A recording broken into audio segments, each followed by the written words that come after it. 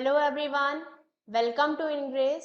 सो आज है हमारा नीट क्रैश कोर्स का डे 4, जिसके अंदर हम क्वेश्चंस करेंगे बेटा ह्यूमन रिप्रोडक्शन के। ठीक है, तो आइए शुरू करते हैं बिना किसी देर के। तो देखो, ह्यूमन रिप्रोडक्शन जो चैप्टर है, इससे भी कई टाइप के क्वेश्चंस पूछता है। ठीक है, तो इसमें जो कॉन्सेप्ट्स हैं और जो थ्योरी है क्वेश्चन से रिलेटेड, वो हम डिस्कस करेंगे साथ के साथ, ताकि आपको कॉन्सेप्ट भी क्लियर हो और उस कॉन्सेप्ट से रिलेटेड जितने भी क्वेश्चंस हो आप इजीली सॉल्व कर पाओ। ठीक है, तो आइए आते हैं क्वेश्चन 1 पे, विच इज, ये क्वेश्चन में क्या है, in human adult females oxytocin क्या करता है। फीमेल्स में ऑक्सीटोसिन जो हार्मोन है उसका क्या फंक्शन है। ठीक है, तो इस क्वेश्चन को करने से पहले हमें पता होना चाहिए कि ऑक्सीटोसिन का फंक्शन क्या है, कहाँ पर ये मदद करता है। तो एक बार बात करते हैं कि पार्चुरेशन क्या होता है। What is parturition? तो जो, जैसे कि हमको पता है कि जो एवरेज ड्यूरेशन होता है ह्यूमन प्रेगनेंसी का, इट इज अबाउट 9 मंथ्स, है ना। इस ड्यूरेशन को हम क्या कहते हैं? This duration is called gestation period. ठीक है, this duration of 9 months is called gestation period. तो यहाँ पे क्या होता है, आफ्टर दिस जेस्टेशन पीरियड बहुत कुछ कॉन्ट्रैक्शन होती हैं यूट्रस में at the end of pregnancy. ठीक है, मतलब कि प्रेगनेंसी के एंड में कुछ यूट्रस में कॉन्ट्रैक्शन होती हैं, which causes expulsion and delivery of the fetus। उन कॉन्ट्रैक्शंस की वजह से ही हमारा जो फीटस है या बेबी है उसकी डिलीवरी होती है। तो ये process of delivery of the foetus, this is called parturition. अभी जो डिलीवरी हुई है फीटस की, ये किस मतलब किन कॉन्ट्रैक्शंस की वजह से हुई है और ये कॉन्ट्रैक्शंस कौन करता है। ठीक है, तो as a result of mild uterine contractions, maternal pituitary gland secretes oxytocin। ये जब कॉन्ट्रैक्शंस होती हैं तो हमारी पिट्यूटरी ग्लैंड जो है, फीमेल्स की pituitary gland oxytocin hormone secrete करने लग जाती है। ठीक है, इस हार्मोन की वजह से क्या होता है, जो ये कॉन्ट्रैक्शंस माइल्ड थी, अब कैसी हो जाएंगी? इंटेंस। तो इस ऑक्सीटोसिन ने क्या किया? कॉन्ट्रैक्शंस को बढ़ा दिया। This hormone induces intense contractions in the uterus.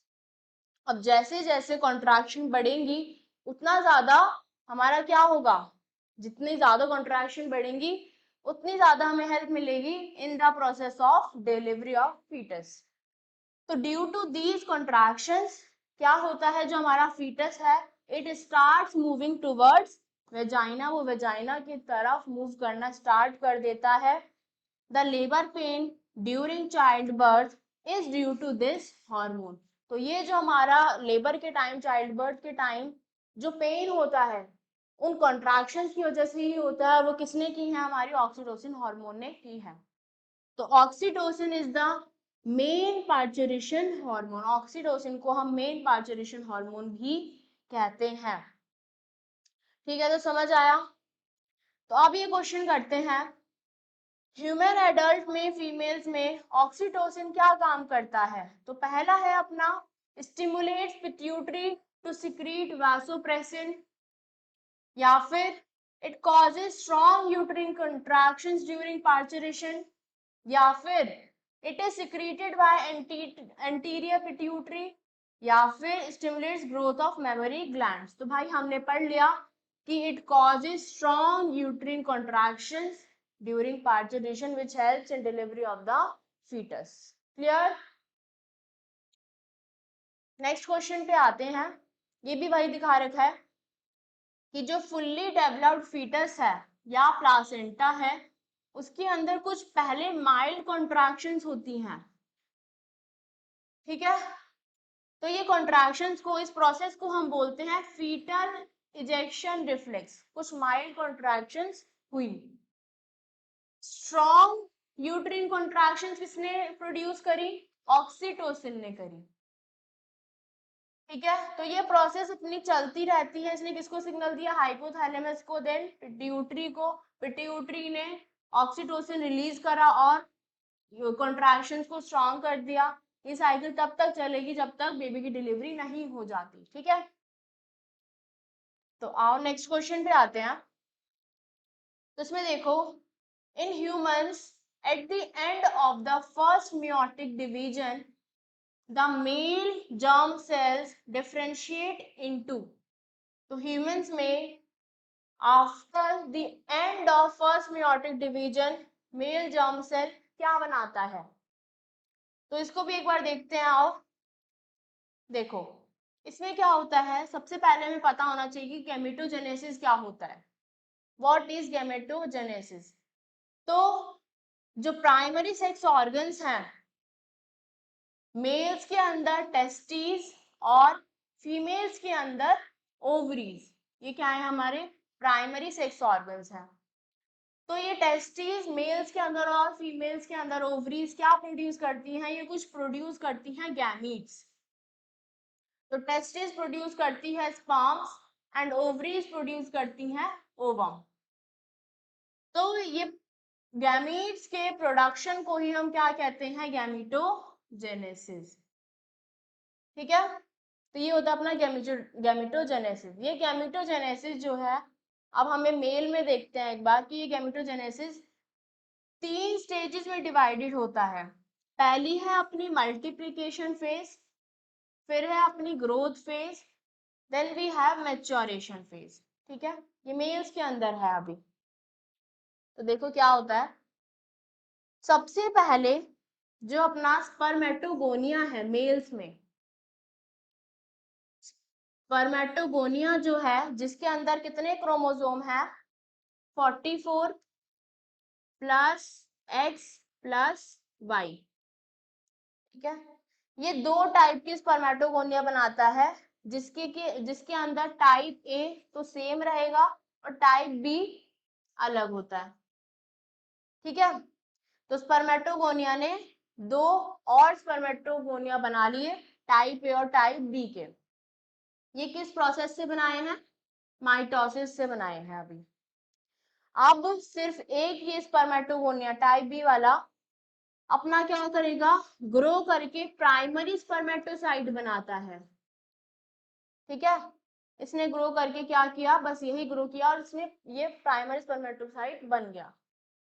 ठीक है, आफ्टर दिस प्राइमरी स्पर्मेटोसाइट क्या करता है? First meiotic division. Primary spermatocyte ने पहली फर्स्ट meiotic डिवीजन करी। तो जब उसने फर्स्ट मियोसिस करी तो अपना जो ये क्रोमोसोम नंबर था ये कैसा हो गया? हाफ हो गया, है ना? 22 plus X and 22 plus Y. तो आफ्टर फर्स्ट मियोटिक डिवीजन हमारे पास हमें क्या देखने को मिल रहा है कि प्राइमरी स्पर्मेटोसाइट ने क्या बना लिया? सेकेंडरी स्पर्मेटोसाइट बना लिए 2।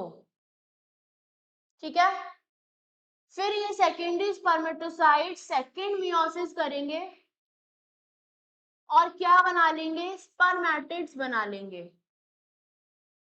ठीक है, इसने 2 बनाए और इसने 2 बनाए, तो टोटल हमारे पास 4 स्पर्मेटिड्स हमें देखने को मिलते हैं। ये 22 प्लस एक्स वाले हैं, ये 22 प्लस वाई वाले हैं। ठीक है, तो टोटल मियोटिक डिवीजन कितनी हुई हमारे पास? 2। ठीक है, first meiotic division, second meiotic division. जब स्पर्मेटिड्स बन जाएंगे उसके बाद हमारे पास किसकी फॉर्मेशन होती है? स्पर्मेटोजोआ की। ठीक है, स्पर्मेटिड स्पर्मेटोजोआ की फॉर्मेशन करते हैं। ठीक है, इनको न्यूट्रिशन वगैरह मिलता है, ग्रो करते हैं, तो ये स्पर्मेटोजोआ बना लेते हैं, जो कुछ इस तरीके का अपना स्पर्म जो है वो दिखता है। स्पर्मेटिड्स ने जब स्पर्मेटोजोआ बनाया तो उस प्रोसेस का नाम है स्पर्मियोजेनेसिस। ठीक है, स्पर्मेटिड्स ने स्पर्मेटोजोआ जो बनाया उस प्रोसेस का नाम है स्पर्मियोजेनेसिस। क्लियर हुई इतनी बात? क्या इतनी बात क्लियर हुई है सबको?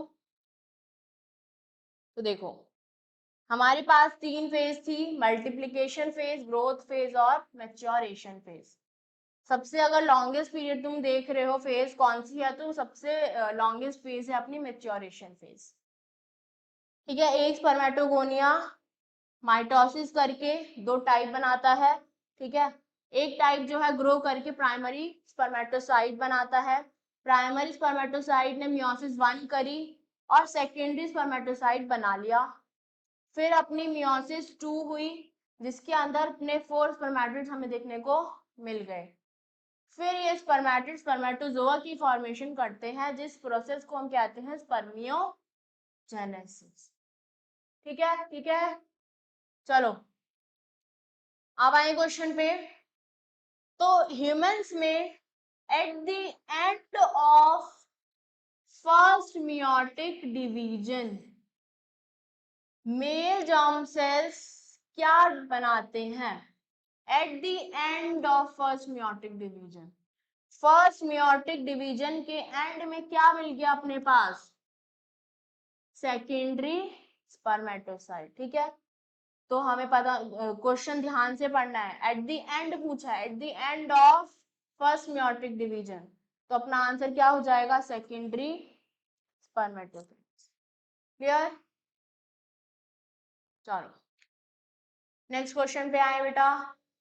तो देखो थर्ड क्वेश्चन है अपना, seminal plasma in humans is rich in. जो हमारा ह्यूमंस में सेमिनल प्लाज्मा है, सेमन है, उसके अंदर क्या क्या चीजें होती हैं? तो एक बार देखते हैं। जो सेमिनल वेसिकल है,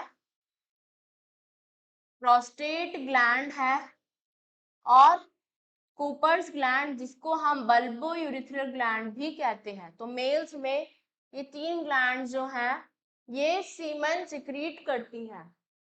ठीक है, सेमिनल वेसिकल क्या करता है? सेमिनल वेसिकल में 60 to 70 पार्ट ऑफ सीमेन।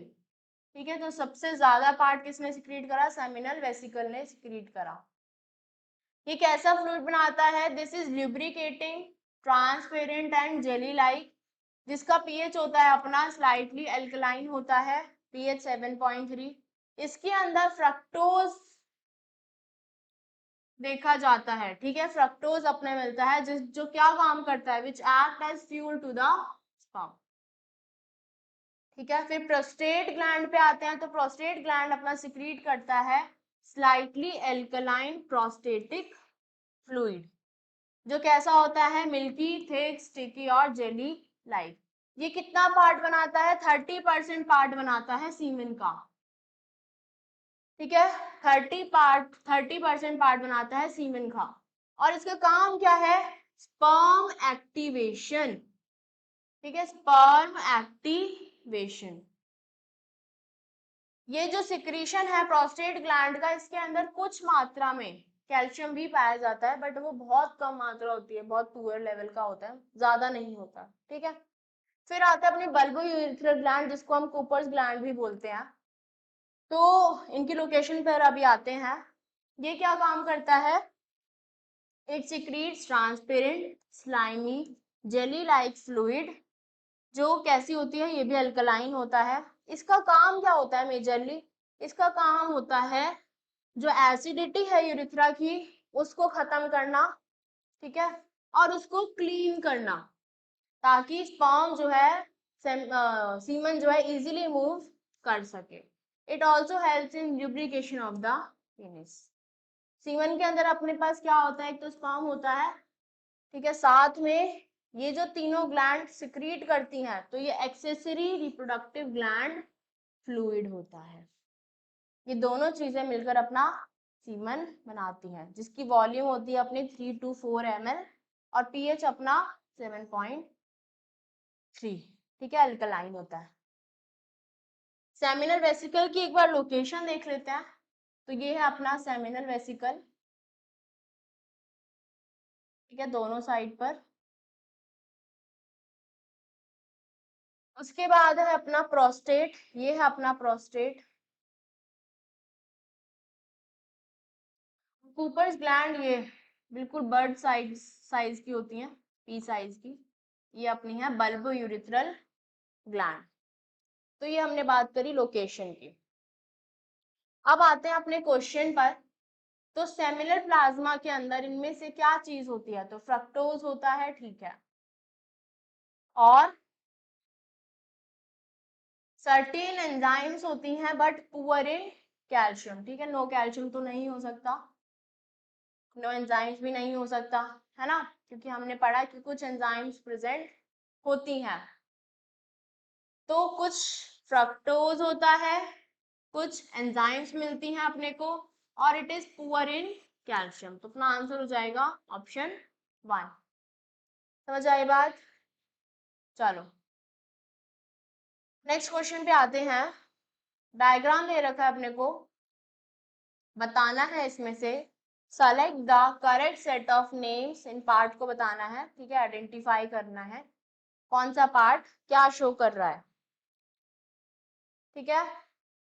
ए देखो, ए क्या है ये?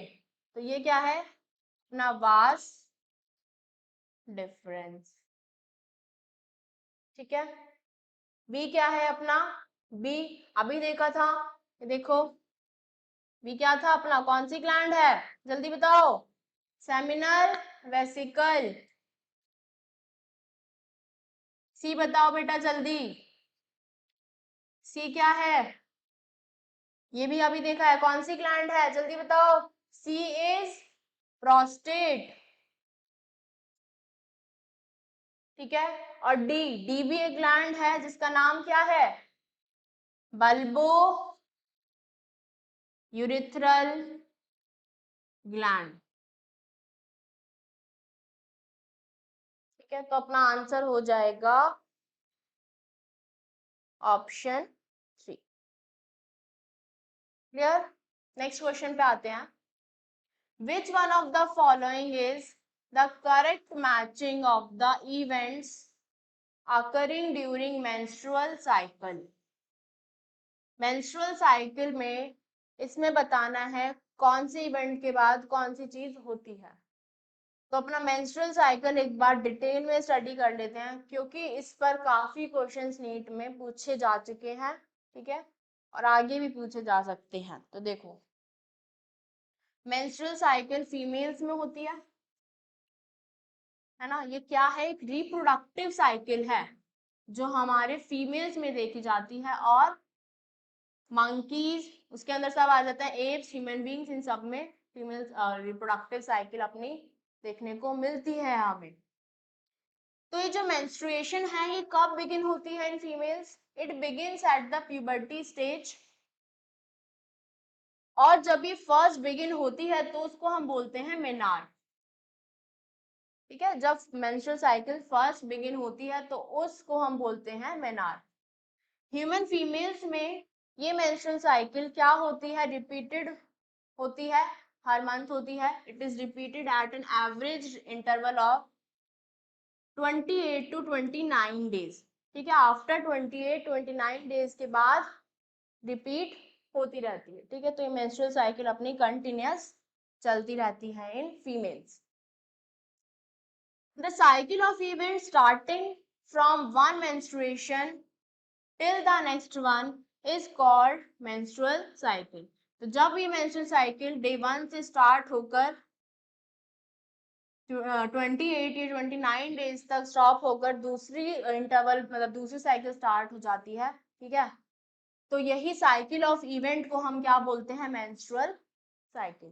तो हमें ये पढ़ना है कि इस मेंस्ट्रुअल साइकिल में कौन कौन से फेजेस हैं, ठीक है, और उन फेजेस में क्या क्या चेंजेस आते हैं ह्यूमन बॉडी में, सॉरी फीमेल बॉडी में, उसके बारे में डिस्कस करते हैं।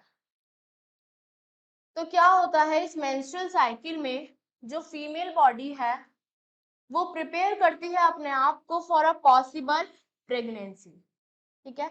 इस पूरी साइकिल में फीमेल की बॉडी जो है वो प्रिपेयर करती है अपने आप को फॉर प्रेगनेंसी, बट जब प्रेगनेंसी नहीं होती, व्हेन इट डज नॉट अगर, तो बॉडी जो है it aborts all the preparation done and restart the preparation for pregnancy again in a monthly cyclic manner. जब वो अगर प्रेगनेंसी नहीं होती है तो जितनी प्रिपरेशन की होती है उसकी बॉडी ने, वो क्या होती है, वापस से रीस्टार्ट हो जाती है टू अनदर साइकिल। तो ये एक साइक्लिक मैनर में बेसिकली चलता है। इसके 3 मेन फेजेस होते हैं। पहला है अपना मेंस्ट्रुअल फेज, जो अपना होता है 1 to 5 डेज का लगभग, ठीक है, 5 to 6 डेज का लगभग होता है मेंस्ट्रुअल फेज। इसके अंदर बेसिकली ब्लीडिंग फेज होता है ये। नेक्स्ट अपना आता है प्रोलिफरेटिव फेज, या फिर प्री ओव्यूलेटरी फेज भी इसे हम कहते हैं, ठीक है। तो ये आफ्टर 6 डेज टू 14 या 15 डेज तक होता है। उसके बाद आता है अपना ल्यूटल या सिक्रीटरी फेज, जो अपना 14-15 डेज के बाद शुरू होकर खत्म होता है टिल 28 to 29 डेज। तो ये 3 फेजेस टोटल अपने मेंस्ट्रुअल साइकिल में होते हैं। क्लियर? तो इनके बारे में पढ़ते हैं कि इन फेजेस में होता क्या है। तो देखो, ये अपना एनसीईआरटी का डायग्राम है, तो इसको समझना है। और ये एक टेबल दे रखी है, तो इसमें हम स्टडी करेंगे कि भाई इस एक्चुअल डायग्राम में हमें दिखा क्या रखा है, कहना क्या चाह रहा है। तो देखो, यहाँ पर अपने को डेज दे रखे हैं, ठीक है। यहाँ पे अपने को दे रखा है कि यूट्रस में क्या क्या चेंजेस आ रहे हैं, वो यहाँ पर है, ठीक है। तो यूट्रिन चेंजेस हम यहाँ पर डिस्कस करेंगे। साथ ही जो ओवरी के हार्मोन है वो किस तरीके से चेंज हो रहे हैं, तो ओवरियन हार्मोन लेवल्स भी डिस्कस करेंगे, ओवरियन चेंजेस, उसमें क्या क्या इवेंट्स आ रहे हैं, ठीक है। और अपना पिट्यूटरी के हार्मोन में क्या चेंजेस आ रहे हैं, तो वो अपना हार्मोनल चेंजेस यहाँ डिस्कस करेंगे, ठीक है। तो यहीं से आपको डिटेल में टेबल यहाँ पर दिखा रखी है। देखो शुरू करते हैं। सबसे पहले अपना फेज है कौन सा, मेंस्ट्रुएशन फेज। तो मेंस्ट्रुएशन फेज में देखोगे तो मेंस्ट्रुएशन फेज में क्या दिखा रखा है, अपना ब्लीडिंग होती है, मेंसेस होते हैं, ठीक है। कितना होता है, 1 to 5 डेज का होता है। तो इसमें अगर जब तुम नोटिस करोगे तो अपने गोनाडोट्रोफिन रिलीजिंग हार्मोन, एफएसएच और luteinising hormone, oestrogen and progesterone, oestrogen, progesterone, follicle stimulating hormone and luteinising hormone, ये सारे ही कैसे हैं, एट लो लेवल पर है, एट लो लेवल पर है।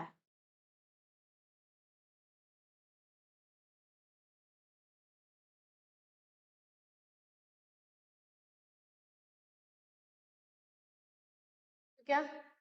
और क्या इसमें ओवरी में क्या चेंजेस आ रहे हैं, तो ये जो देख रहे हो, जो अपना फॉलिकल है वो कैसा है, कंप्लीट डीजनरेट हो गया है, कंप्लीट डीजनरेट हो गया है अपना कॉर्पस ल्यूटम। तो ये जब ये कॉर्पस ल्यूटम कंप्लीटली डीजनरेट हो जाता है तो उसको हम बोलते हैं कॉर्पस एल्बिकन्स, ठीक है। कॉर्पस एल्बिकन्स क्या है, जब अपना कॉर्पस ल्यूटम कंप्लीटली डीजनरेट हो चुका है, ये वाले स्टेज। तो स्टार्ट अपना मेंस्ट्रुअल साइकिल कुछ इस तरीके से होता है। टर्मिनल स्टेज में इसमें क्या हुआ, मींस जब ये मेंस्ट्रुअल फेज खत्म होता जाता है तो क्या होता है, जो अपना गोनाडोट्रोफिन रिलीजिंग हार्मोन है वो थोड़ा बढ़ना स्टार्ट करता है, उसी के साथ अपने एफएसएच और एलएच भी स्टार्ट करना शुरू होते हैं, बढ़ना शुरू होते हैं। क्यों, due to the negative feedback of oestrogen and progesterone, oestrogen और प्रोजेस्टेरॉन के नेगेटिव फीडबैक की वजह से ये हार्मोन थोड़े थोड़े बढ़ने अपने स्टार्ट हो जाते हैं। ओ यूट्रस में क्या चेंजेस आते हैं इस टाइम पर, तो इस टाइम पर जो अपनी लेयर होती है यूट्रस की, मायोमीट्रियम, ये क्या होता है, ये शेड होने लगती है, ठीक है। ये क्या होती है, ये शेड होने लगती है। जब ये शेड होती है तो ब्लीडिंग होती है in females which continues to 4-5 days. इसके अंदर क्लॉटिंग नहीं होती, क्यों, it does not occur due to the presence of fibrinolytic enzymes. Fibrinolytic enzymes क्या करती हैं? क्लॉटिंग नहीं होने देती ब्लीडिंग में। जो एवरेज ब्लड लॉस होता है पर साइकिल वो होता है 40 टू 80 ml। ठीक है, कितना होता है? 40 टू 80 ml। तो आफ्टर मेंस्ट्रुअल फेज जब वो 5 डेज की साइकिल या 6 डेज की साइकिल खत्म हो जाती है तो अल्टीमेटली यूट्रिन की जो ब्लीडिंग है वो ग्रेजुअली रिड्यूस हो जाती है। ठीक है, ये जो कॉर्पस एल्बिकन्स हो गया, बन गया अपना, इसके बाद ये क्या बनाता है? 6 टू 12 प्राइमरी फॉलिकल्स बनाता है। ठीक है, 6 टू 12 प्राइमरी फॉलिकल्स बनाता है एंड सेकेंडरी फॉलिकल बनाने की प्रोसेस शुरू कर देता है। ठीक है, सेकेंडरी फॉलिकल बनाने की प्रोसेस शुरू कर देता है। इतनी बात क्लियर हुई? इतनी बात क्लियर हुई बेटा? नेक्स्ट पेज पे चले।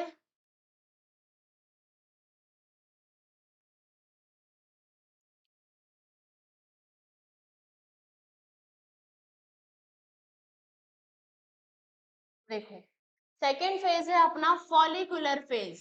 फॉलिकुलर फेज जिसको हम प्रोलिफरेटिव फेज भी कहते हैं। इसमें क्या होता है? इसकी इनिशियल स्टेज में तुम देखोगे कि क्या है? फॉलिकुलर फेज ये वाली दिखा रखी है। ठीक है, आफ्टर 5 टू 6 डेज ये स्टार्ट होती है। इसमें देखो क्या हो रहा है, सारे हॉर्मोन्स जो हैं अपने, उनका लेवल बढ़ रहा है। गोनाडोट्रोफिन रिलीजिंग हार्मोन हाई हो जाता है, एफएसएच अपना हाई हो रहा है। ठीक है, ल्यूटिनाइजिंग हार्मोन अपना उसका लेवल बढ़ रहा है और एस्ट्रोजन का लेवल भी अपना इंक्रीज हो रहा है। किसका इंक्रीज नहीं हो रहा? प्रोजेस्टेरॉन का लेवल इंक्रीज नहीं होता। ठीक है, ये इंपॉर्टेंट है। फॉलिकुलर फेज में प्रोजेस्टेरॉन डज नॉट इंक्रीज, बाकी के सारे हार्मोन्स अपने इंक्रीज होने लगते हैं। ये जो हाई लेवल है एस्ट्रोजन का, ये क्या काम करता है? इट गिव्स पॉजिटिव फीडबैक, जिससे क्या होता है? एलएच और एफएसएच उसका सर्ज हो जाता है, मतलब कि पीक लेवल पे हो जाते हैं। इसमें से भी अगर तुम देखोगे कि कौन सा ज्यादा है, एफएसएच या एलएच, तो तुम देखोगे कि ल्यूटिनाइजिंग हार्मोन ज्यादा इंक्रीज होता है। और किससे? फॉलिकुलर स्टिमुलेटिंग हार्मोन से। ठीक है, तो इन दोनों को बोलते हैं कि ये क्या है? LH and FSH at peak. ठीक है, और सर्ज।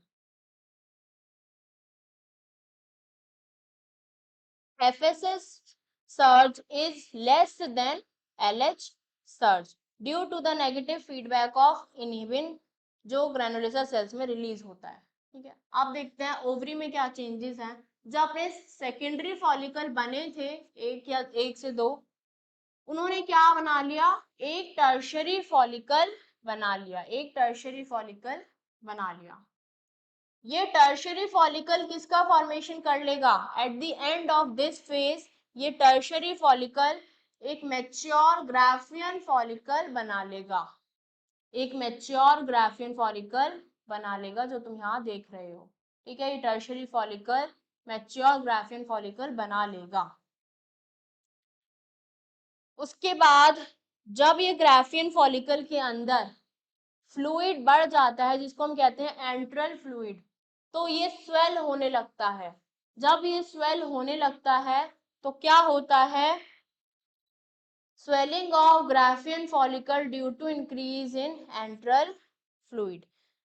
तो ये स्वेल होने की वजह से क्या कर जाता है? रप्चर हो जाता है। जब ये ग्राफियन फॉलिकल रप्चर हो जाता है, अब ये तुम देख रहे हो ये कौन से डे पर हो रहा है? At the mid of menstrual cycle, लगभग एट 14th डे ये चीज ओव्यूलेशन की होती है। ठीक है, तो ovulation occurs at the mid of this menstrual cycle. Synthesis of proteolytic enzyme result in rupturing of Graafian follicle resulting in ovulation. ठीक है, अब यूट्रिन में क्या चेंजेस होते हैं, यहाँ तक अपना जब ये स्टेज स्टार्ट होती है, अपनी फॉलिकुलर फेज स्टार्ट होता है, तो यूट्रिन की ब्लीडिंग अपनी स्टॉप हो जाती है ना। और उसके बाद क्या होता है, जो मायोमेट्रियम जो शेड हुई थी वो अपना साइज इंक्रीज करके वापस से फॉर्म हो जाती है, और थिकनेस जो है यूट्रिन वॉल की वो इंक्रीज हो जाती है। देखो ये बेसिकली थिकनेस दिखा रखी है, यहाँ पर थिक है यूट्रिन वॉल, यहाँ पर देखो एकदम थिन हो गई। जैसे जैसे ओव्यूलेशन की तरफ आ रही है वैसे वैसे थिक होती चली जा रही है। ठीक है, वैसे वैसे थिक होती चली जा रही है।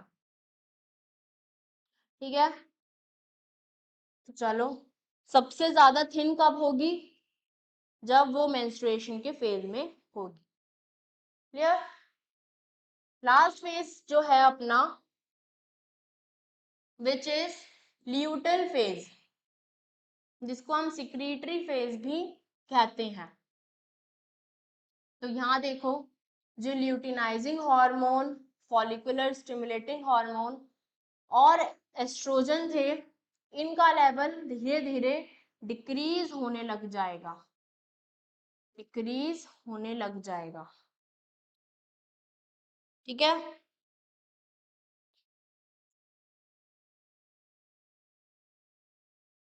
इनका लेवल डिक्रीज होने लग जाएगा। तो इनिशियली क्या होगा, इन दीज हार्मोन्स का लेवल लो हो जाएगा कंपेयर टू फॉलिकुलर फेज।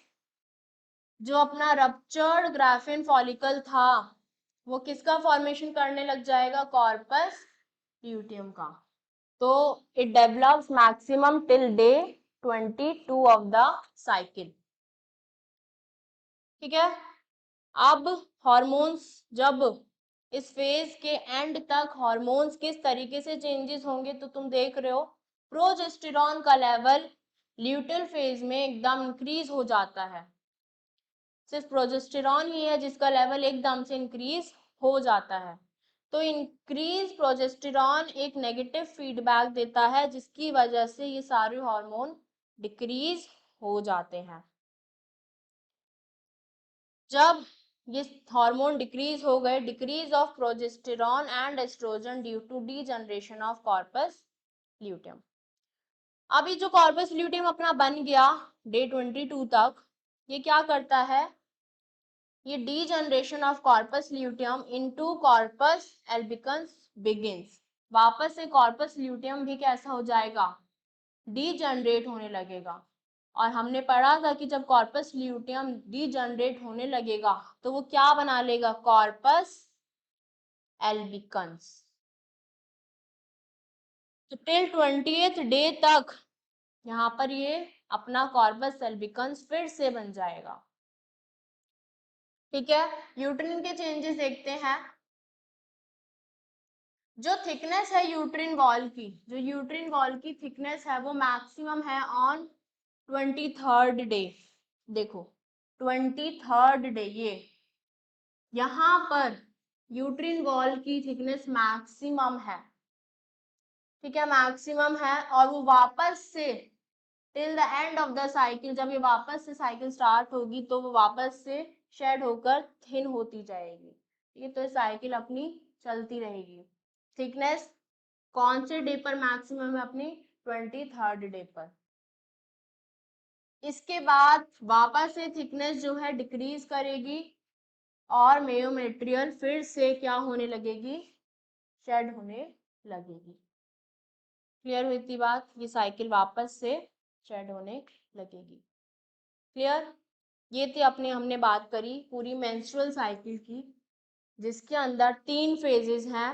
ठीक है, इन तीनों फेजेस में हार्मोन्स किस तरीके से चेंज हुए, यूट्रस में क्या क्या चेंजेस आए, ओवरी में क्या चेंजेस आए, वो सब हमने पढ़ा। तो यहाँ से क्वेश्चंस किसी भी फेज से या हार्मोन से कहीं से भी क्वेश्चंस आते हैं, बहुत सारे अपने क्वेश्चंस पूछे जाते हैं। तो आओ क्वेश्चन पे आते हैं। Which of the following is correct matching of the events occurring during menstrual cycle? अब इसमें से हमें बताना है सबसे पहले क्या होता है, उसके बाद क्या होता है। तो सबसे पहला ऑप्शन है मेंस्ट्रुएशन होती है, फिर breakdown of myometrium and then ovum not fertilized. अच्छा, नेक्स्ट ऑप्शन पढ़ते हैं।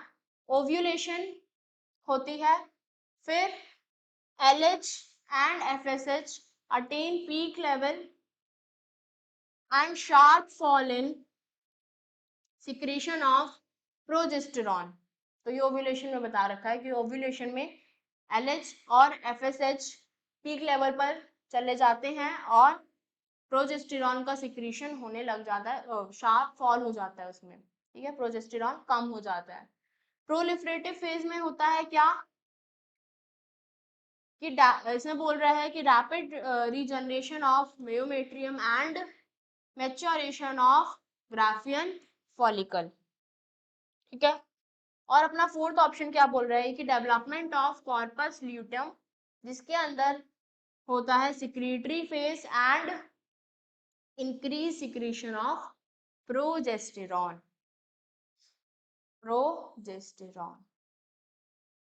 तो अपने को बताना है कौन सा जो फेज है उसकी करेक्ट एक्सप्लेनेशन हमें दे रखी है। कौन सा फेज है जिसकी करेक्ट एक्सप्लेनेशन दे रखी है, जल्दी बताओ बेटा, कौन सा फेज है जिसकी करेक्ट एक्सप्लेनेशन इसमें दे रखी है।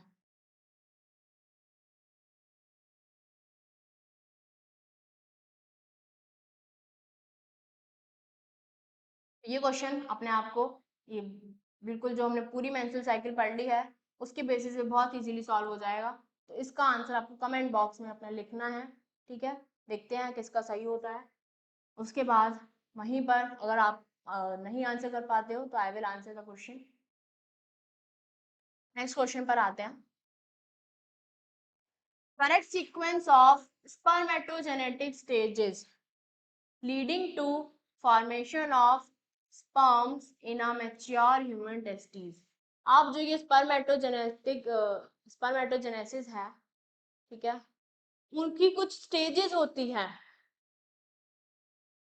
तो वो स्टेजेस एक बार पढ़ लेते हैं और उसके अकॉर्डिंग हम ये क्वेश्चन को सॉल्व करते हैं, ठीक है। तो देखो स्पर्मेटोजेनेसिस में जैसे कि अभी हमने पढ़ा था, है ना, अभी हमने पढ़ा था, उसके बेसिस पे अगेन एक बार दोबारा समझ लेते हैं अगर समझ नहीं आता है आया तुम्हें। तो स्पर्मेटोगोनिया क्या करता है, तुम्हारा एनसीईआरटी का डायग्राम है। स्पर्मेटोगोनिया माइटोसिस करता है ना।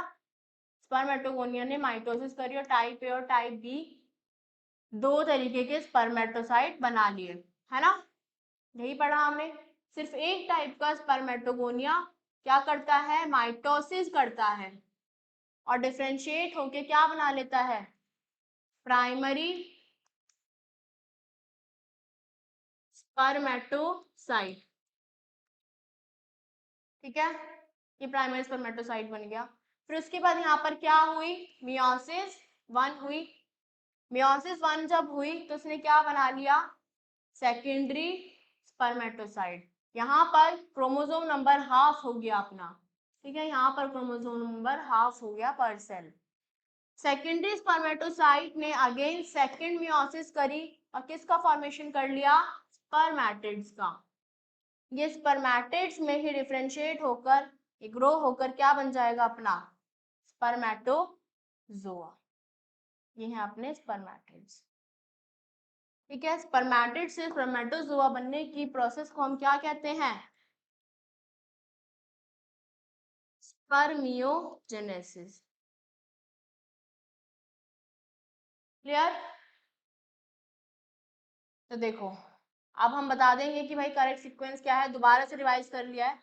Spermatogonia, spermatocyte, spermatogonia will form spermatid, spermatocyte, sperms.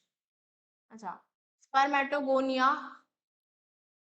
Will form spermatocyte, spermatid, sperms. देखो स्पर्मेटोगोनिया ने क्या बनाया है, स्पर्मेटोसाइड, ठीक है, स्पर्मेटोगोनिया ने क्या बनाया है, स्पर्मेटोसाइड। स्पर्मेटोसाइड ने क्या बनाया है, स्पर्मेटिड्स बनाए हैं, स्पर्मेटिड्स बनाए हैं। और उसने क्या बनाया है, स्पर्म्स की फॉर्मेशन। तो अपना करेक्ट आंसर हो जाएगा ऑप्शन 3। क्लियर? क्लियर हो रहा है? चलो नेक्स्ट क्वेश्चन पे आते हैं। Which one of the following statements about human sperms is correct? Human sperms के अकॉर्डिंग कौन सी स्टेटमेंट इनमें से सही है? तो एक बार देख लेते हैं। जो अपना ह्यूमन स्पर्म है वो 3 पार्ट्स में डिवाइडेड होता है। पहला ये वाला पार्ट होता है अपना हेड, इसको हम बोलते हैं मिडल पीस, और अपना एंड पार्ट को हम बोलते हैं टेल। ठीक है, तो अपना जो ये इसमें जिसकी बात की गई है, किसकी, मेनली एक्रोसोम की बात की गई है। तो एक्रोसोम कहाँ प्रेजेंट होता है? एक्रोसोम प्रेजेंट होता है अपना हेड रीजन पर। एक्रोसोम प्रेजेंट है अपना हेड रीजन पर। तो the sperm head contains an elongated haploid nucleus. एक इसका इलोंगेटेड हैप्लॉइड न्यूक्लियस प्रेजेंट है, ये रहा। ठीक है, जिसके एंटीरियर पोर्शन में क्या होता है, it is covered by a cap like structure, acrosome. ठीक है, ये क्या है, कैप लाइक स्ट्रक्चर है जिसको हम बोलते हैं एक्रोसोम। इस एक्रोसोम का फंक्शन क्या है, क्या करता है ये? This acrosome is filled with lytic enzymes. इसके अंदर कुछ लाइटिक एंजाइम्स होती हैं जिनको हम स्पर्म लाइसिस भी कहते हैं, जो काम क्या करती हैं, that help in fertilisation of ovum. ठीक है, they help in fertilisation of ovum. एक बार देखते हैं क्वेश्चन।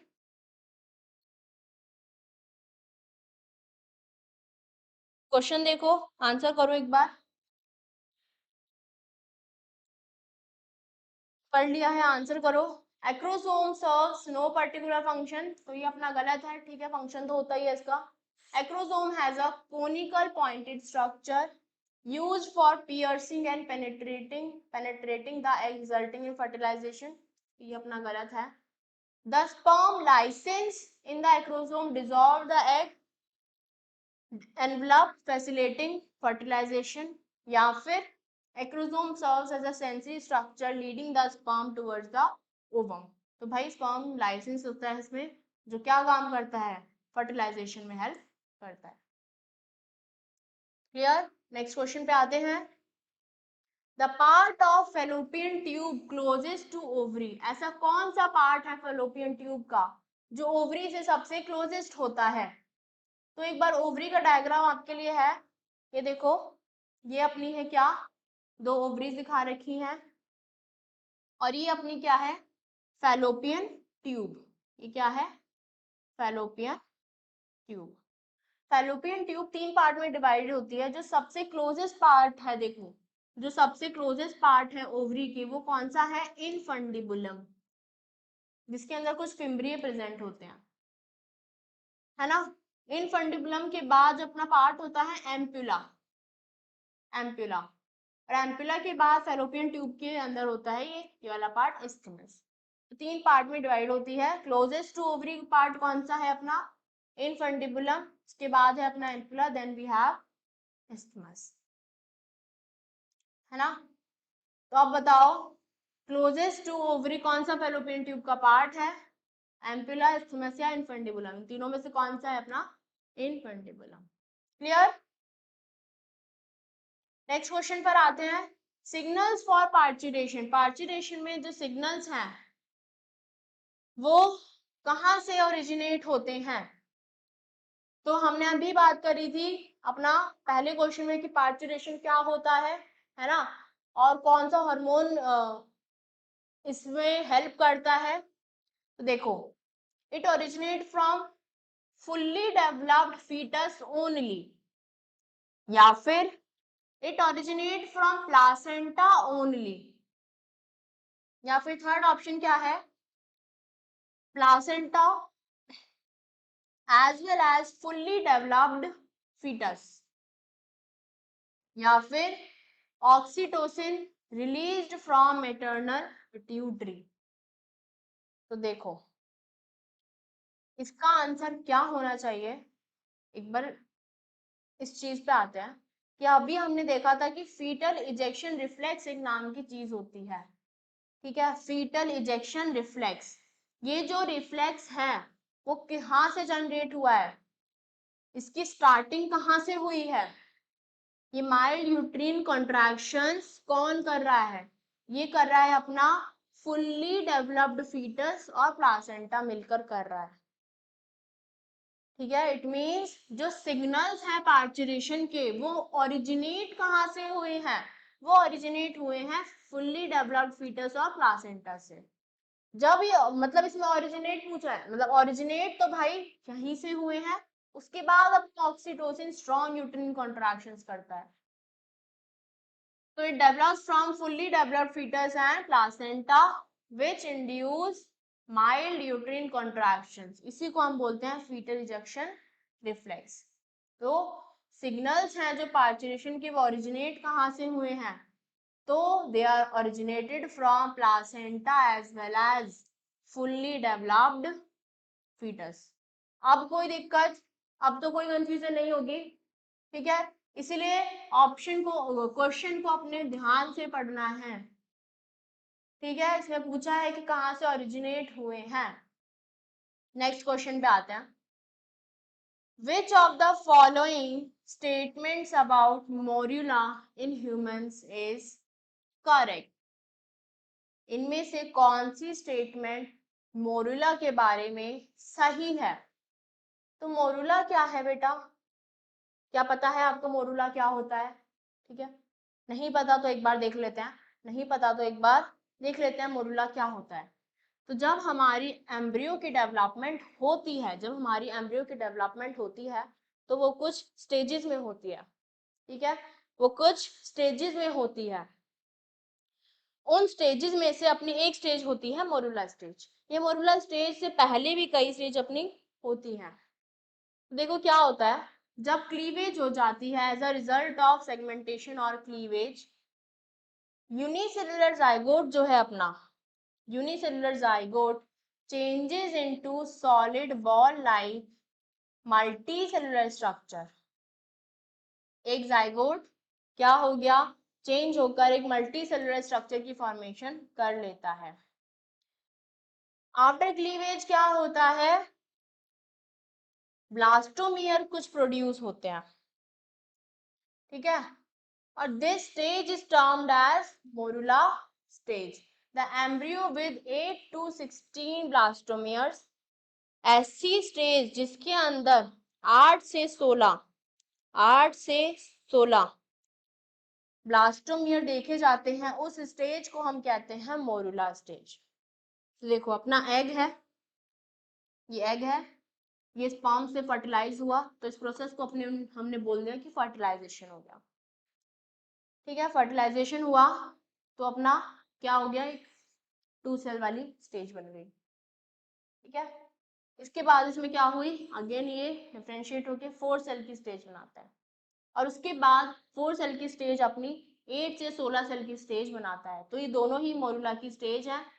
8 से 16 सेल की स्टेज अपनी क्या होगी, मोरुला, और उसके बाद अपनी स्टेज आती है ब्लास्टुला। ठीक है, तो इसमें ये भी दिखा रखा है कि कहाँ पर कौन सी स्टेज हो रही है। तो ओवरी ने अपना रिलीज करा एग, तो यहाँ पे ए क्या है अपना, यहाँ पर क्या है, एग है। तो ये कौन से रीजन में मिल रहा है अपने को, इस्थमस रीजन में, फैलोपियन ट्यूब के इस्थमस रीजन में। फिर बी अपना फर्टिलाइजेशन, यहाँ पर हुआ है फर्टिलाइजेशन। ठीक है, फिर अपना जाइगोट बना है सी, फिर अपनी 4 सेल की स्टेज अपनी यहाँ देखी जाती है डी में, मोरुला की स्टेज अपनी यहाँ देखी जाती है फैलोपियन ट्यूब के इस पार्ट में। एफ अपना यूट्रस में एंटर हो गया। ठीक है, 8 सेल वाली अपना, उसके बाद एफ सेल मोरुला 16 सेल स्टेज में यूट्रस में एंटर हो जाता है, और उसके बाद यूट्रस में एंटर होने के बाद मोरुला दूसरी स्टेज बनाता है जिसको हम बोलते हैं ब्लास्टुला। ठीक है, और ये ब्लास्टुला फिर यूट्रस की वॉल के साथ इम्प्लांट हो जाता है, तो उसको हम बोलते हैं इम्प्लांटेशन, ब्लास्टोसिस्ट इम्प्लांट हो गया। तो इस तरीके से कुछ डेवलपमेंट होता है एम्ब्रियो का। ठीक है, बात समझ आई थोड़ी। तो अब मुझे बताओ इसमें से मोरुला के लिए कौन सी स्टेटमेंट सही है। देखो, it has more cytoplasm and more DNA than an uncleaved zygote. या फिर it has almost equal quantity of cytoplasm as an uncleaved zygote but much more DNA. अच्छा, या फिर it has far less cytoplasm as well as DNA than in uncleaved zygote. या फिर it has more or less equal quantity of cytoplasm and DNA as in uncleaved zygote. तो देखो क्या होता है, मोरुला में क्या होता है, इसके अंदर ऑलमोस्ट इक्वल क्वांटिटी होती है साइटोप्लाज्म की जितने की एक अनक्लीव्ड जाइगोट में प्रेजेंट होती है, बट इसके अंदर डीएनए का कंटेंट बढ़ जाता है। तो अपना करेक्ट आंसर हो जाएगा ऑप्शन 2। क्लियर, समझ आया? ठीक है, it has almost equal quantity of cytoplasm होता है जितना कि अपना अनक्लीव्ड जाइगोट में हमें देखने को मिलता है, बट डीएनए का कंटेंट इसमें बढ़ जाता है। किसमें? मॉड्यूलर में। नेक्स्ट आते हैं, नेक्स्ट क्वेश्चन पे आते हैं। For some reason, if for some reason the vas efferentia in the human reproductive system gets blocked, the gametes will not be transported from. अगर किसी वजह से, इसमें बोला है अगर किसी वजह से वास एफरेंशिया जो ह्यूमन रिप्रोडक्टिव सिस्टम में प्रेजेंट है मेल्स में, वास एफरेंशिया अगर ब्लॉक हो गया तो गैमीट्स कहां से कहां ट्रांसपोर्ट नहीं हो पाएंगे। अगर वास एफरेंशिया ब्लॉक हो गया तो गैमीट्स कहां से कहां ट्रांसपोर्ट नहीं हो पाएंगे, ये पूछा है। तो भाई सबसे पहले तो मुझे ये बता दो कि वास एफरेंशिया फीमेल्स में होता है या मेल्स में होता है। तो भाई मेल्स में होता है ना। तो ओवरी टू यूट्रस और वेजाइना टू यूट्रस तो हो ही नहीं सकता। बचे ये दो ऑप्शंस, तो ये दो ऑप्शंस में से बताओ क्या होगा। डायग्राम भी दे दिया अब आपको, आपकी सहूलियत के लिए आपके लिए डायग्राम भी प्रेजेंट कर दिया है। इसमें बोला है क्या ब्लॉक कर दिया आपने, वास डिफरेंस ब्लॉक कर दिया, वास डिफरेंस ब्लॉक कर दिया। तो कहां से कहां तक मूव नहीं कर पाएंगे अपने स्पर्म्स या मीट्स, कहां से कहां तक मूव नहीं कर पाएंगे। सॉरी वास इफ्रेंशिया ब्लॉक किया आपने, सॉरी वास इफ्रेंशिया ब्लॉक करा है, ये वास इफ्रेंशिया ब्लॉक करा है। तो स्पर्म कहां से कहां मूव नहीं कर पाएंगे, from rete testis to epididymis move नहीं कर पाएंगे, है ना। वास एफरेंशिया के बीच में रेटे टेस्टिस से एपिडाइडिमिस तक स्पर्म मूव नहीं कर पाएंगे। तो आंसर देखो, फ्रॉम टेस्टिस टू एपिडाइडिमिस अपना आंसर हो जाएगा। Clear, next question. चलो बेटा थकना नहीं है। The testis in humans are situated outside the abdominal cavity. जो अपने टेस्टिस हैं ह्यूमंस के, वो एब्डोमिनल कैविटी से आउटसाइड क्यों सिचुएटेड होते हैं, तो इसका पर्पस क्या है, स्क्रोटम में क्यों सिचुएटेड है, तो जल्दी बताओ। बहुत इजी क्वेश्चन है। Maintaining the scrotal temperature lower than the internal body temperature, या फिर escaping any possible compression by the visceral organs, या फिर providing more space for the growth of epididymis, या फिर last option is providing a secondary sexual feature for exhibiting the male sex। तो भाई हमें पता है स्पर्म्स को ग्रो करने के लिए स्क्रोटम में एक ऑप्टिमम टेम्परेचर चाहिए, ठीक है, जो कैसा होता है, बॉडी टेम्परेचर से लोअर होता है। तो maintaining the scrotal temperature lower than the internal body temperature, इसलिए अपनी जो टेस्टिस हैं they are situated below the abdominal cavity, outside the abdominal cavity. Clear, आप देखो अगेन अपना क्या आ गया, क्वेश्चन आ गया डायग्राम बेस्ड। जल्दी से बताओ, इसमें 1 2 3 4 5 6 इन सब की आइडेंटिफिकेशन करो जल्दी से फटाफट। ये क्या है, अपना फीमेल रिप्रोडक्टिव सिस्टम है, इसमें करेक्ट आइडेंटिफिकेशन बतानी है, सारे बताने हैं। फर्स्ट क्या है, सेकंड क्या है, थर्ड क्या है, जल्दी। फोर्थ क्या है अपना, और फिफ्थ पार्ट क्या दिखा रखा है,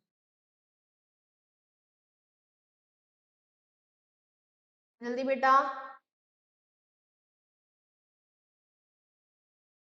फर्स्ट अपनी क्या है, फर्स्ट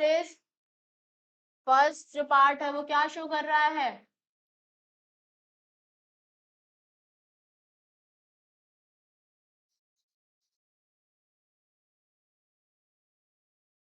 सॉरी, फर्स्ट पार्ट क्या शो कर रहा है,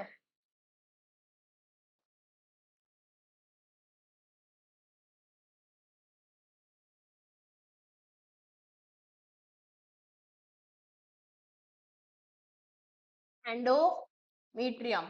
ठीक है, और जल्दी से लिख रही हूँ, एंडोमीट्रियम।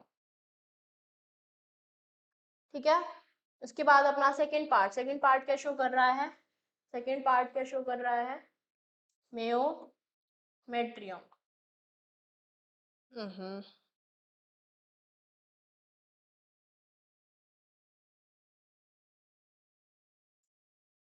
मेयोमीट्रियम।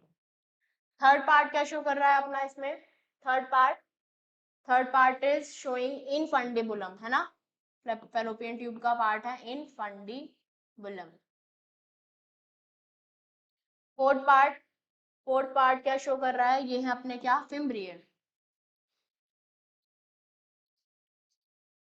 ठीक है, फिफ्थ पार्ट अपना क्या है, ये है अपना सर्विक्स, सर्विक्स। ठीक है, फिफ्थ पार्ट इज सर्विक्स। अच्छा, fifth part is cervix, sixth part भी है, सिक्स्थ पार्ट इज पेरीमेट्रियम।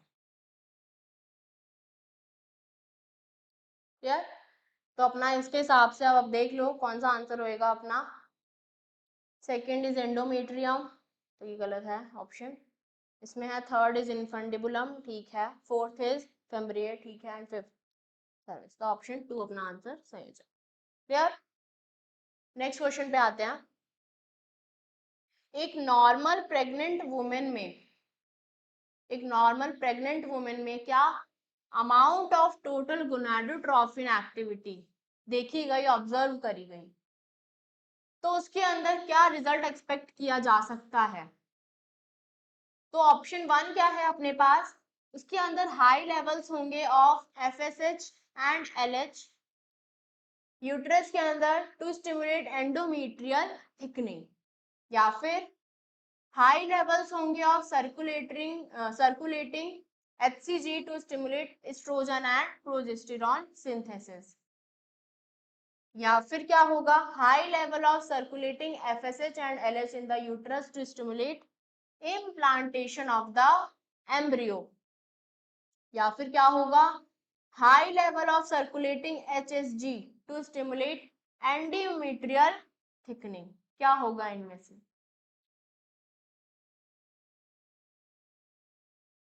क्या होगा इनमें से बेटा। एक नॉर्मल प्रेग्नेंट वुमेन है, उसके अंदर कौन से हार्मोन अपने को देखने को मिलेंगे हाई लेवल पर, ठीक है, सबके हाई लेवल पर, किसका सबसे ज्यादा हाई लेवल होगा, तो हमें पता है हाई लेवल किसका होता है, ऑफ एचसीजी हार्मोन, जिसकी वजह से एस्ट्रोजन और प्रोजेस्टेरॉन का सिंथेसिस हो सकता है। ठीक है, हाई लेवल किसका होगा, एचसीजी हार्मोन का, जिसकी वजह से एस्ट्रोजन और प्रोजेस्टेरॉन का सिंथेसिस होगा।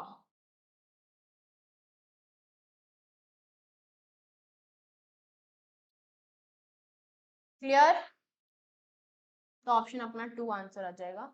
नेक्स्ट क्वेश्चन पे आते हैं।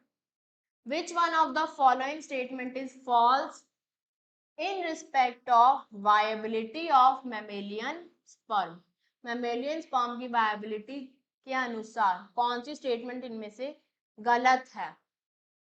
ठीक है, गलत है वो बताना है। तो पहला है अपना कि स्पर्म की viability it is determined by it's motility, या फिर sperms must be concentrated in a thick suspension. अच्छा, sperm is viable for only up to 24 hours. इसमें हमें रॉन्ग स्टेटमेंट बतानी है. इट इज बाकी सारी अपनी 3 स्टेटमेंट ठीक होंगी. Survival of sperm depends on the pH of the medium and is more active in alkaline medium. तो भाई हमें पता है स्पर्म की वायबिलिटी काफी ज्यादा होती है. वायबिलिटी डिटरमाइन की जाती है कि वो कितना ज्यादा मोटाइल है. तो ये स्टेटमेंट अपनी करेक्ट है. स्पर्म्स मस्ट बी कंसंट्रेटेड, उनको एक सस्पेंशन में रखा जाता है स्टोरेज के लिए. स्पर्म की वायबिलिटी सिर्फ 24 आवर्स तक नहीं होती बल्कि कई टाइम तक रह सकती है. डिपेंड करता है कि आप किस तरीके से कितने अच्छे से स्टोरेज कर सकते हो. फ्रोजन स्पर्म को फ्रोजन फॉर्म में भी रख कर काफी टाइम तक उनकी वायबिलिटी हम इंक्रीज कर सकते हैं. Survival of sperm depends on, ये डिपेंड करता है on the pH of medium, जहां पर आप उससे मोर एक्टिव मीडियम, सबसे ज्यादा एक्टिव होगा एल्कलाइन मीडियम में. तो अपना फॉल्स स्टेटमेंट हो गई ऑप्शन 3. क्लियर. नेक्स्ट क्वेश्चन पे आते हैं. Which of the following is not the function of placenta. इनमें से कौन सा प्लासेंटा का फंक्शन नहीं है. प्लासेंटा का इनमें से कौन सा फंक्शन नहीं है. पहले ऑप्शन पे आते हैं. It secretes oxytocin during parturition. ये सिक्रीट करता है ऑक्सीटोसिन हार्मोन को during parturition. Second option is it facilitate supply of oxygen and nutrients to embryo. Third is secretes estrogen. It facilitates removal of CO2 and waste material from embryo. भाई placenta तो क्या करता है, oxygen की supply करता है और nutrients की एम्ब्रियो को. एस्ट्रोजन भी सिक्रीट करता है और removal of waste and CO2 भी एम्ब्रियो की करता है प्लासेंटा. प्लासेंटा क्या नहीं करता, it secrete oxytocin during parturition. ये नहीं करता. क्यों. ऑक्सीटोसिन को कौन रिलीज करता है, अपनी पिट्यूटरी रिलीज करती है during at the end of pregnancy. तो अपना ये जो है प्लासेंटा का फंक्शन नहीं है. क्लियर.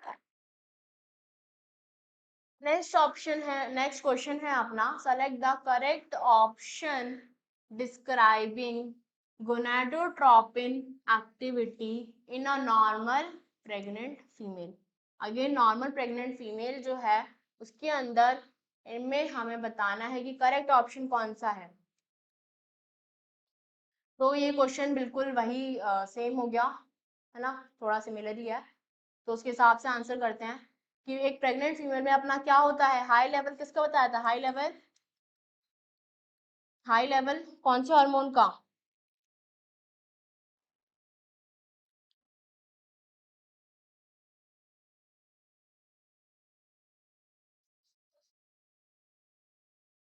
हाई लेवल ऑफ कौन सा हार्मोन, HCG, जिसकी वजह से क्या क्या सिक्रीट होता है, एस्ट्रोजन प्लस प्रोजेस्टेरॉन. तो आंसर क्या हो जाएगा अपना, प्रोजेस्टेरॉन.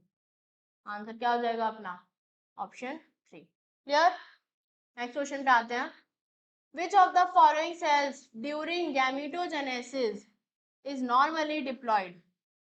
इनमें से गैमेटोजेनेसिस जो हमने अभी देखी थी, इनमें से कौन से सेल डिप्लॉइड हैं. बहुत इजी क्वेश्चन है. स्पर्मेटिड जो बनता है आफ्टर गैमेटोजेनेसिस, अपना क्या मिलता है हमें, स्पर्मेटिड ही मिलते हैं. तो ये कैसे होंगे, ये हैप्लॉइड होंगे, है ना. सेकेंडरी पोलर बॉडी जो बनती है वो भी हैप्लॉइड है. प्राइमरी पोलर बॉडी भी अपनी हैप्लॉइड है. क्या हैप्लॉइड नहीं है, स्पर्मेटोगोनिया. स्पर्मेटोगोनिया क्या है, डिप्लॉइड है. स्पर्मेटोगोनिया ही आगे क्या बनाता है, प्राइमरी स्पर्मेटोसाइट, और उसके बाद अपना सेकेंडरी स्पर्मेटोसाइट, उसके बाद अपना हैप्लॉइड स्पर्मेटिड्स बनाता है, स्पर्म्स बनाता है. तो ये अपना only structure which is diploid. Ectopic pregnancies क्या होती हैं, व्हाट आर एक्टोपिक प्रेगनेंसीज. बेटा एक्टोपिक प्रेगनेंसीज वो होती है जहां पर एम्ब्रियो का इम्प्लांटेशन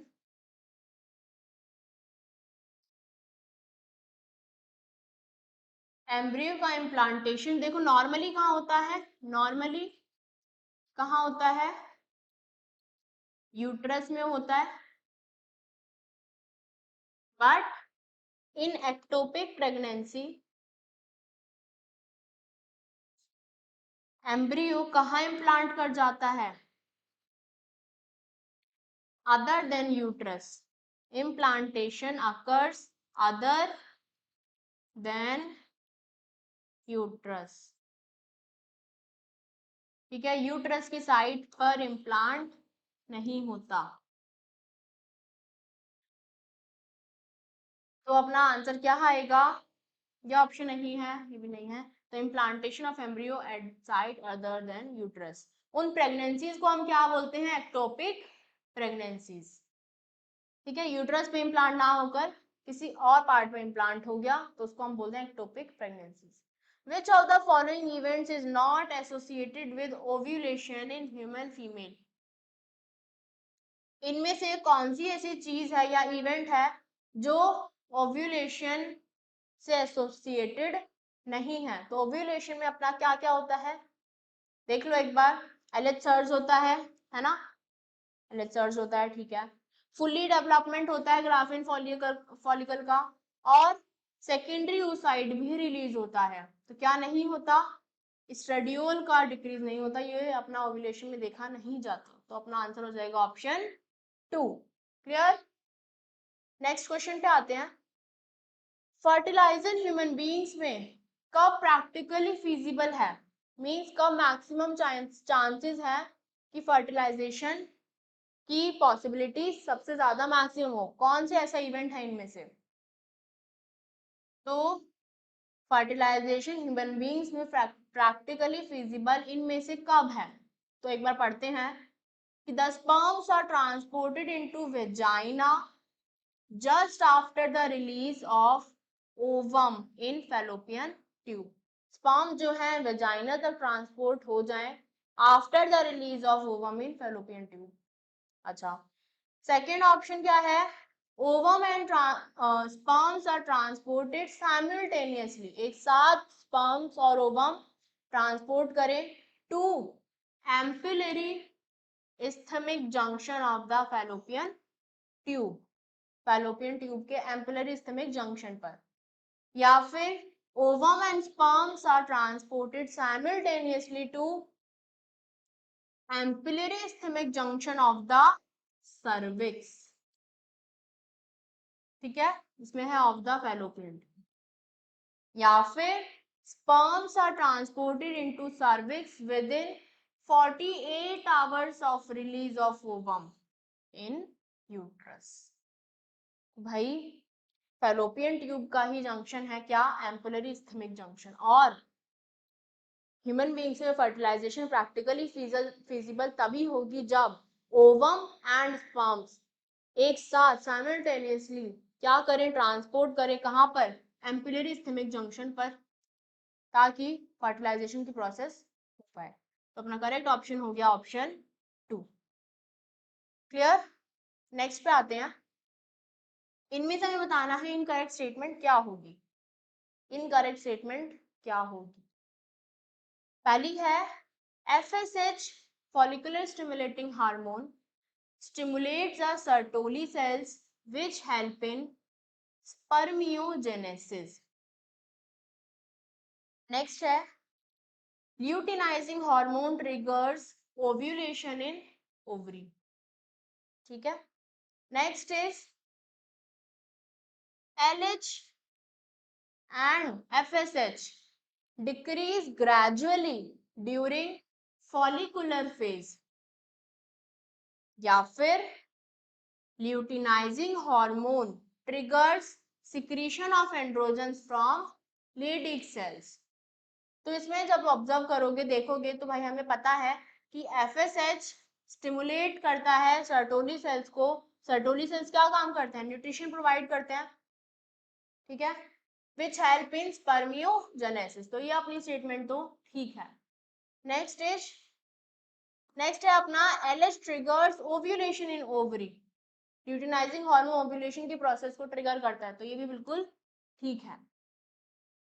फिर है अपना LH trigger secretion of androgen from Leydig cells, तो ये भी अपना ठीक है, ल्यूटिनाइजिंग हार्मोन का फंक्शन। LH एंड FSH, ध्यान से सुनना, decreases gradually during follicular phase, तो भाई फॉलिकुलर फेज में तो LH और FSH एट द सर्ज या एट द पीक लेवल पर होते हैं, है ना, एट द पीक होते हैं, तो ये ऑप्शन अपना क्या है, ये अपना इनकरेक्ट है, तो ऑप्शन 3 हो गया अपना आंसर। क्लियर। नेक्स्ट आते हैं, identify the correct statement on inhibin, inhibin का बताना है क्या फंक्शन होता है। एक बार देख लेते हैं, इनहिबिन कौन सिक्रीट करता है, it is secreted by Sertoli cells, ठीक है, सर्टोली सेल्स इनहिबिन सिक्रीट करते हैं in response to excess spermatogenesis. ये इनहिबिन क्या काम करता है, ये इनहिबिन क्या काम करता है, ये एक तरीके का नेगेटिव फीडबैक देता है टू एंटीरियर पिट्यूटरी, जिसकी वजह से क्या होता है, जिसकी वजह से क्या हो जाता है, it results in suppression of synthesis and release of follicular stimulating hormone, जिसकी वजह से फॉलिकुलर स्टिमुलेटिंग हार्मोन का सिंथेसिस कम हो जाता है, ठीक है, कम हो जाता है। तो एक तरीके से इसका इनहिबिन नाम ही है कि ये इनहिबिट करता है किसके सप्रेशन को, फॉलिकुलर स्टिमुलेटिंग हार्मोन के फंक्शन को। क्लियर। फॉलिकुलर स्टिमुलेटिंग हार्मोन के सिंथेसिस को इनहिबिट कर देता है, जो कौन सिक्रीट कर रहा है, एंटीरियर पिट्यूटरी। तो अपना देख लेते हैं एक बार, इनहिबिन क्या करता है, inhibits the secretion of LH, FSH and prolactin, तो ये तो नहीं है ना। It is produced by granulosa cells in ovary and inhibits the secretion of FSH. It is produced by granulosa cells in ovary and inhibits the secretion of LH, या फिर it is produced by nerve cells in testes and inhibit the secretion of FSH. तो अपना correct answer क्या होगा,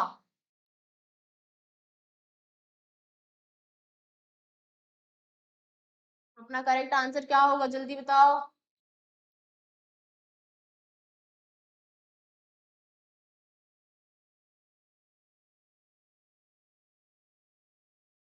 जल्दी बताओ बेटा।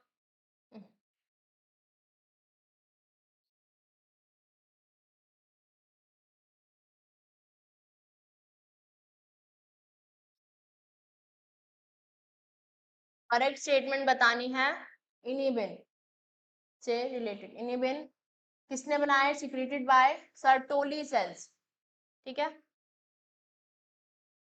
Sertoli cells ने बनाया है। तो ये भी आपको कमेंट बॉक्स में आंसर करना है, ठीक है, कमेंट बॉक्स में आंसर करना है, कोई भी ठीक हो सकता है इसमें से, ठीक है, कोई भी ठीक हो सकता है, कमेंट बॉक्स में आंसर करना है इसका।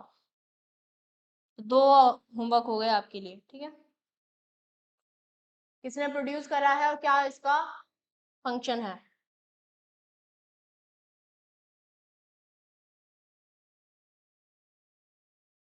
नेक्स्ट क्वेश्चन पे आते हैं जल्दी से,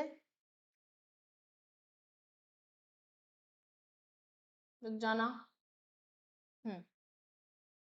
Which of the following depicts the correct pathway or transport of sperms? इसमें से ट्रांसपोर्ट ऑफ स्पर्म्स का करेक्ट पाथवे क्या होगा, करेक्ट पाथवे क्या होगा ट्रांसपोर्ट ऑफ स्पर्म्स का, जल्दी देखो। सबसे पहले अपना क्या आता है, रेटे टेस्टिस,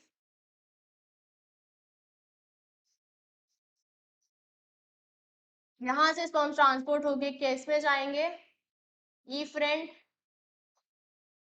डक्ट्यूल्स में, इसके बाद डाइडिमिस में, और उसके बाद अपना वास डिफरेंस में।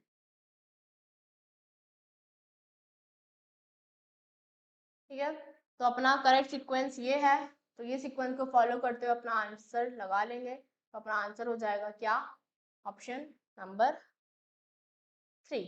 ठीक है, नेक्स्ट क्वेश्चन पे आते हैं। मैचिंग का क्वेश्चन है, मैचिंग करनी है, अपने को बताना है मॉन्स प्यूबिस। मॉन्स प्यूबिस कहाँ होता है, क्या होता है? Mons pubis is a female external genitalia. ठीक है, मॉन्स प्यूबिस क्या है, तो ए का क्या हो गया, अपना 3 हो गया। ठीक है, तो ये ऑप्शन हम हटा देते हैं। दूसरा है अपना एंट्रम। एंट्रम क्या है, व्हाट इज एंट्रम, ये कहाँ प्रेजेंट है, कहाँ प्रेजेंट है? तो ये प्रेजेंट है अपना ग्राफियन फॉलिकल में। ठीक है, इसके फ्लूइड में, अगर याद हो हमने अभी बताया था कि इसके अंदर एंट्रम प्रेजेंट होता है। ठीक है, ट्रोफेक्टोडर्म, ट्रोफेक्टोडर्म कहाँ होता है? Trophectoderm is present in sperm. And Nebenkern, ये कहाँ होता है बेटा? It is related to embryo formation, जब हम पढ़ते हैं। तो अपना करेक्ट आंसर क्या हो गया, ए का हो गया अपना 3, बी का हो गया अपना क्या, बी का हो गया अपना 4th, बी का हो गया अपना 4th, तो ऑप्शन ये दोनों हो सकते हैं। सी का है अपना क्या 1, तो अपना ऑप्शन 4 ठीक हो गया। ठीक है, नेक्स्ट क्वेश्चन पे आते हैं। Capacitation, capacitation occurs in, capacitation क्या होता है और कहाँ होता है? तो कैपेसिटेशन क्या होता है, it is a pre requirement for fertilisation. Fertilisation से पहले एक तरीके की प्री रिक्वायरमेंट, मतलब रिक्वायरमेंट है, तभी कैपेसिटी कभी सॉरी तभी फर्टिलाइजेशन की प्रोसेस feasible होगी। तो only capacitated sperm have the ability to undergo acrosome reaction and to fertilize the egg। तो ये कैपेसिटेशन कहाँ होती है, तो ये कैपेसिटेशन बेटा होती तो फीमेल रिप्रोडक्टिव ट्रैक्ट में है, होती तो फीमेल रिप्रोडक्टिव ट्रैक्ट में है। ठीक है, कैपेसिटेशन होने के बाद ही एक कैपेसिटेटेड स्पर्म ही क्या करता है, एग को फर्टिलाइज कर पाता है। ठीक है, तो ये कैपेसिटेशन कहाँ होती है, फीमेल रिप्रोडक्टिव ट्रैक्ट में होती है। नेक्स्ट क्वेश्चन पे आते हैं। Gonadotrophin releasing hormone, a hypothalamic hormone needed in reproduction acts on, ये तीनों हार्मोन जो हमें रिप्रोडक्शन में चाहिए होते हैं, ये कहाँ एक्ट करते हैं? अभी बताना है ये तीनों, अच्छा दोनों सॉरी, गोनाडोट्रोफिन रिलीजिंग हार्मोन और एक हाइपोथैलेमिक हार्मोन कहाँ एक्ट करता है, पिट्यूटरी ग्लैंड के किस पार्ट में एक्ट करता है? तो ये एंटीरियर पिट्यूटरी में बेटा काम करते हैं, एंटीरियर पिट्यूटरी में काम करते हैं। एंटीरियर पिट्यूटरी में जब ये काम करते हैं तो ये किसका सिक्रीशन करते हैं, secretion of luteinizing hormone and follicular stimulating hormone। तो अपना आंसर क्या हो जाएगा, ऑक्सीटोसिन वाला नहीं होगा, ये भी नहीं होगा, ये पोस्टीरियर है तो ये भी नहीं होगा, तो अपना interior pituitary gland and secretes.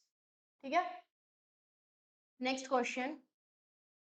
Hormones secreted by placenta to maintain pregnancy are, ऐसे कौन से हार्मोन है जो प्लासेंटा सिक्रीट करता है फॉर मेंटेनेंस ऑफ प्रेगनेंसी? तो अपना प्लासेंटा कौन से हार्मोन सिक्रीट करता है, प्लासेंटा सिक्रीट्स HCG, HPL। ठीक है, और अपना प्रोजेस्टेरॉन एंड एस्ट्रोजन। ये हॉर्मोन्स प्लासेंटा सिक्रीट करता है टू मेंटेन प्रेगनेंसी। तो अपना आंसर क्या हो जाएगा, ये नहीं होएगा, भी नहीं होएगा और ये भी नहीं होगा। तो अपना आंसर क्या आ जाएगा, ऑप्शन 3। क्लियर। नेक्स्ट क्वेश्चन पे आते हैं। ज्यादा नहीं बचा बेटा, जल्दी से ध्यान से देखो। Difference between spermiogenesis and spermiation. Spermiogenesis और स्पर्मिएशन में क्या डिफरेंस होता है? स्पर्मियोजेनेसिस और स्पर्मिएशन में क्या डिफरेंस है? पढ़ो स्टेटमेंट। स्पर्मियोजेनेसिस में क्या होता है बेटा? स्पर्मियोजेनेसिस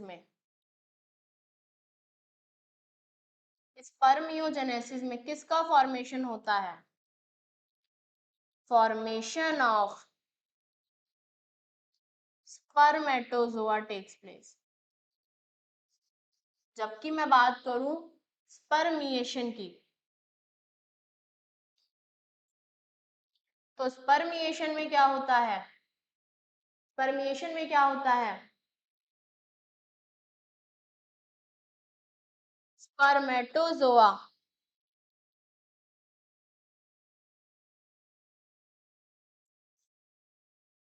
स्पर्मेटोजोआ जो है वो किस में चले जाते हैं? अपना सेमिनिफेरस ट्यूब्यूल में।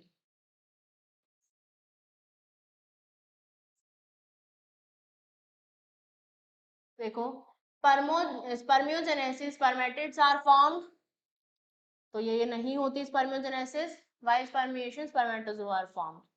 ये अपना स्टेटमेंट गलत होगा। In spermiogenesis spermatozoa are formed while in spermiation spermatids are formed. अच्छा, ये भी अपनी गलत है statement. Next is in spermiogenesis spermatozoa from Sertoli cells are released. तो ये तो यहीं से गलत हो गई, from Sertoli cells are released into the cavity of seminiferous tubule while in spermiation spermatozoa are form. तो ये उल्टा हो गया एकदम। स्पर्मियोजेनेसिस में होता है, स्पर्मियोजेनेसिस में स्पर्मेटोजोआ बनते हैं, जबकि स्पर्मिएशन में क्या होता है? यही स्पर्मेटोजोआ जो सर्टोली सेल से आए हैं,